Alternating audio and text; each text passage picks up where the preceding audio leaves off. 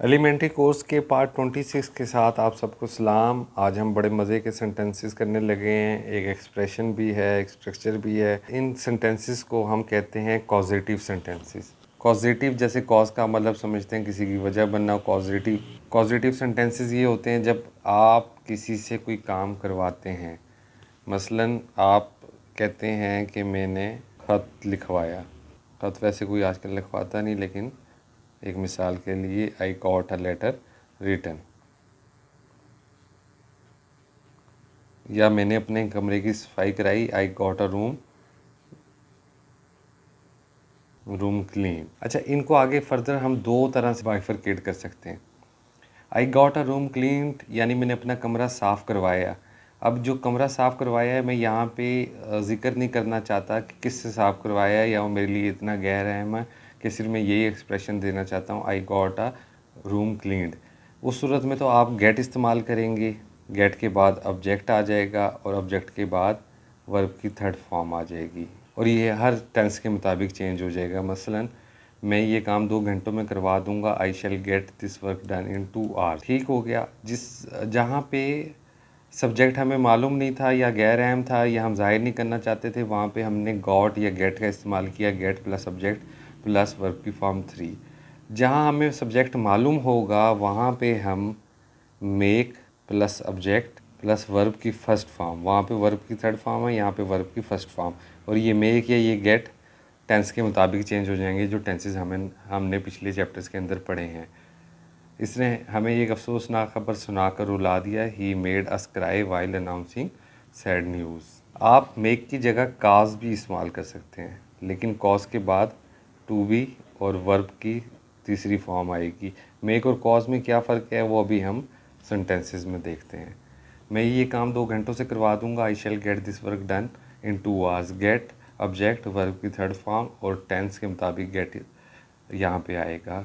शैल के साथ फर्स्ट आता है, फ्यूचर इंडेफिनिट है, हमने पढ़ा था। मैं जमील को इसका काम याद करा दूंगा, आई शैल मेक जमील। इसका वादा याद करा दूंगा, जमील का जे बड़ा प्रॉपर नाउन है, रिमाइंड हिज प्रॉमिस। अब ये 1 नंबर की मिस्टेक है। मास्टर साहब हमें पढ़ाते वक्त हंसा देते थे, द टीचर मेक्स, हंसा देते हैं, the teacher makes us laugh while studying.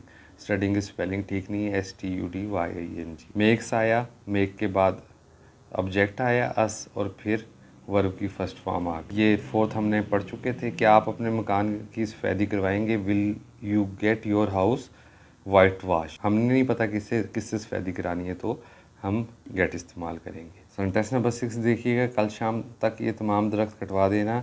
Get all these trees cut by tomorrow's evening. अब ये जो ट्रीज़ है ये ऑब्जेक्ट है, ऑल दीज ट्रीज़, और गेट आपका स्ट्रक्चर के मुताबिक आया। अपने बर्तनों को कली करा लेना, गेट योर यूटेंसिल्स टिंट। पहले बर्तन हुआ करते थे, उन पर कली कॉपर की शायद हुआ करती थी, और वो सेहत के लिए भी बड़ी कहते हैं अच्छी शय थी, तो वो बाकायदा लोग फेरी लगा के कली किया करते थे। सेंटेंस को बदलने का मेरा दिल नहीं किया। इन जुमलों से शायद हम थोड़ा थोड़ा अपनी तारीख या ज़ुबान की तारीख के हवाले से कुछ पढ़ सकें। सेंटेंस नंबर 8, आप ख्वाह बच्चे को क्यों रुला रहे हैं, why are you making the child. बच्चे नहीं हैं, cry out without any reason. Aslam के दोस्त ने इसके घर को आग लगा दी, Aslam enemy made his house burn. हम अपने कपड़े रमज़ान धोबी से दिलवाते हैं, we make Ramzan dry cleaner wash our clothes. इस चेक को तड़वा लाओ यानी कैश करा लाओ। अब तो तड़वा को लफ्ज़ कोई इस्तेमाल नहीं करता। इस चेक को तड़वा लाओ, गेट दिस चेक कैश। कुछ जुमले मज़ीद करते हैं। दादा जान हर शाम मुझसे अखबार पढ़वाते हैं, grandfather makes me read newspaper every evening. Sentence number 13, ये बेवा औरत शुएब से खत लिखवाती थी, this widow made Shoaib write her letter. तुम्हें कौन हंसाता है, आपका टेस्ट आ गया। हु मेक्स यू लाफ, ये ठीक नहीं है, तो ये क्या होना चाहिए था, who does make you laugh. याद है पहले चैप्टर में हमने प्रेजेंट इंडेफिनिट में ये पढ़ा था। इस बूढ़ी औरत को बस में सवार करा दो, cast this lady to be boarded on the bus या सीटेड इन द बस। अब्बा जान ने ये मकान 20,000 की खतीर रकम से तामीर कराया था। Father got this house constructed by spending hefty बड़ी रकम hefty अमाउंट ऑफ ₹20,000। 40 साल पुरानी बात है कम से कम। अपनी ज़िंदगी का बीमा करा लो, get your life insured. 19 sentence देखिएगा। क्या तुमने हेडमास्टर से अपनी अर्जी पर दस्तखत करवा लिए? Have you made headmaster, headmaster का एच बड़ा, साइंड योर एप्लीकेशन। मेरा नौकर सुबह 8 बजे घोड़े को पानी पिलाता है। My servant makes the horse drink water. आपने कितने मेहमानों के लिए खाना मंगवाया है? For how many guest have you made dinner. अपनी नई किताबों की जिल्द बंधवा लो, get your new books bound.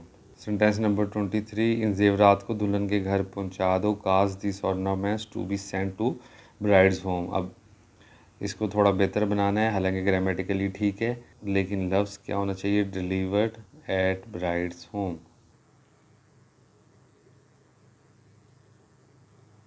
Mister Jamil ने अपने घर की मुरम्मत नहीं कराई। Master Jamil has not gotten भी लिख सकते हैं, गॉट हिज हाउस रिपेयर। चंद जुमले मज़ीद करते हैं। पार्ट 26 का आखिरी सेंटेंस है जी, मैं शाम तक ये चिट्ठियाँ यानी खत टाइप ना करवा सकूँगा। I will not have these letters typed by evening.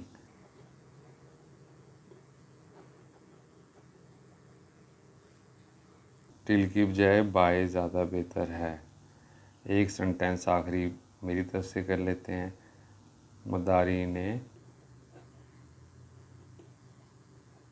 बंदर नचवाया। सब्जेक्ट का नहीं पता किससे नचवाया, खुद नचवाया। Juggler got the monkey danced. अच्छा, ये गेट हम और गॉड उस जगह इस्तेमाल करेंगे या मेक जिस जगह हमें मेन वर्ब नहीं मिल रहा होगा। जहाँ हमें मेन वर्ब मिल रहा होगा वहाँ पे हम इस्तेमाल नहीं करेंगे। और बाज़ दफ़ा हम इनफॉर्मल राइटिंग में भी इसे I got the haircut लिखना ज़्यादा मुनासिब समझते हैं। इनको जहन नशीन तो अब आपके हो ही गए होंगे। अगर आप साथ साथ प्रैक्टिस कर रहे हैं तो ये आप अच्छा सीख रहे होंगे। प्रेसी राइटिंग, कंप्रीहेंशन, ऐसे राइटिंग या करंट अफेयर्स या बाकी सब्जेक्ट्स के क्वेश्चंस आपको जब एक दफ़ा लिखना आ जाएगा, ये किताब आपकी मुकम्मल हो जाएगी, उसके बाद आपकी प्रेसी राइटिंग स्टार्ट होगी। उसके बाद आप फिर लिखना शुरू करेंगे। वो कदरे आसान है क्योंकि ये थोड़ा सा बेसिक है, इसलिए थोड़ा सा ये आपको मुश्किल रखता है। अपनी राय का ज़रूर इज़हार कीजिएगा, लाइक बटन भी दबा दीजिएगा। और अगर किसी किस्म की क्यूरी हो, हस्ब रिवायत मैं कहूँगा आप मुझसे रब्ता कर सकते हैं। अल्लाह हाफ़िज़।